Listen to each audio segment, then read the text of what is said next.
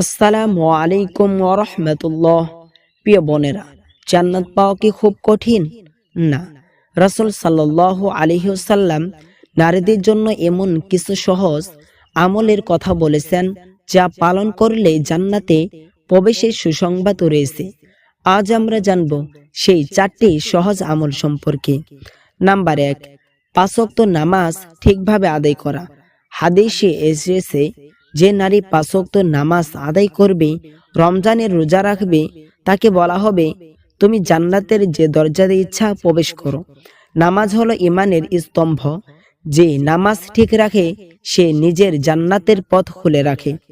Number 2, রমজানের রোজা রাখা। রোজা শুধু ক্ষুধা সহ্য করা নয়, চোখ, জিহ্বা, হৃদয়কে সংযত রাখা। একজন মুমিনা নারী যখন রোজা রাখেন, তিনি নিজের নফসকে নিয়ন্ত্রণ করতে শিখেন। রোজা ঈমানকে শক্তিশালী করে এবং গুনাহ মাফের সুযোগ দেয়। নাম্বার 3, স্বামীর সন্তুষ্টি অর্জন করা। হাদিসে এসেছে, যদি কোনো নারী 5 ওয়াক্ত নামাজ পড়ে, রোজা রাখে, নিজের চরিত্র রক্ষা করে এবং স্বামীর আনুগত্য করে, তাকে জান্নাতে প্রবেশ করতে বলা হবে। এখানে আনুগত্য মানে অন্ধ অনুসরণ নয়, বরং সংসারে শান্তি রক্ষা করা, সম্মান বজায় রাখা।